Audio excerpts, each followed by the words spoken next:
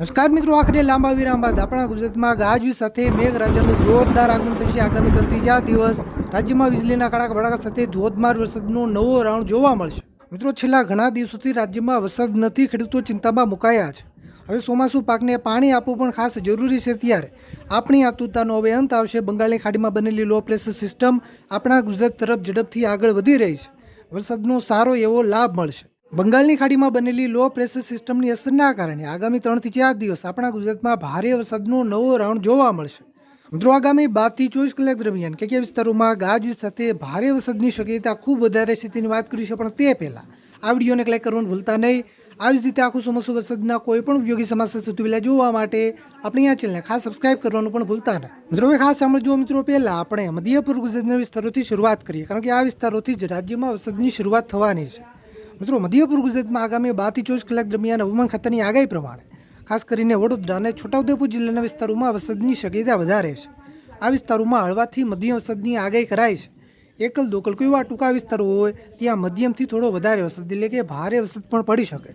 મધ્ય પૂર્વ ગુજરાતના જે બાકીના વિસ્તારો છે, મહીસાગર, દાહોદ અને પંચમહાલ જિલ્લાના પણ કેટલાક વિસ્તારોમાં વરસાદી માહોલ જોવા મળશે. આ વિસ્તારોમાં હળવા વરસાદની આગાહી કરાઈ છે. મિત્રો, દક્ષિણ ગુજરાતના વિસ્તારોની વાત કરીએ તો દક્ષિણ ગુજરાતના મોટાભાગના વિસ્તારોમાં વરસાદી માહોલ જોવા મળી શકે. આ વિસ્તારોમાં વરસાદ પડવાની શક્યતા વધારે છે.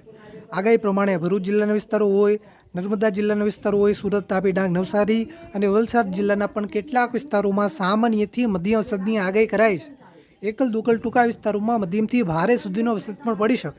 મિત્રો, સૌરાષ્ટ્ર વિસ્તારોની વાત કરીએ તો સૌરાષ્ટ્રમાં આગામી 12 થી 24 કલાક દરમિયાન ખાસ કરીને પોરબંદર જિલ્લાના અમુક વિસ્તારોમાં વરસાદનું આગમન થઈ શકે.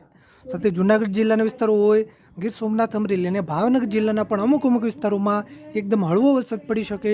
એકલ દોકલ ટૂંકા વિસ્તારોમાં હળવાથી મધ્યમ સુધીનો વરસાદ પણ પડી શકે. હવામાન ખાતાની આગાહી પ્રમાણે હવે દિવસે ને દિવસે રાજ્યમાં વરસાદનું જોર વધતું રહેશે. વરસાદની માત્રા વધશે, સાથે વરસાદના વિસ્તારોની અંદર પણ વધારો થતો રહેશે.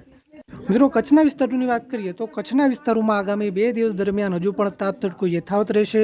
મોટાભાગના વિસ્તારોમાં વરસાદની શક્યતા નથી. મિત્રો, ઉત્તર ગુજરાતના પણ અમુક વિસ્તારોમાં વરસાદનું આગમન થઈ શકે, જેમાં ખાસ કરીને જે મધ્ય પૂર્વ ગુજરાતને લાગુ વિસ્તારો છે એમાં સાબરકાંઠા જિલ્લાના વિસ્તારો હોય, મહેસાણા, ગાંધીનગર અને અરવલ્લી જિલ્લાના છૂટાછવાયા અમુક વિસ્તારોમાં એકદમ સામાન્ય વરસાદ પડી શકે.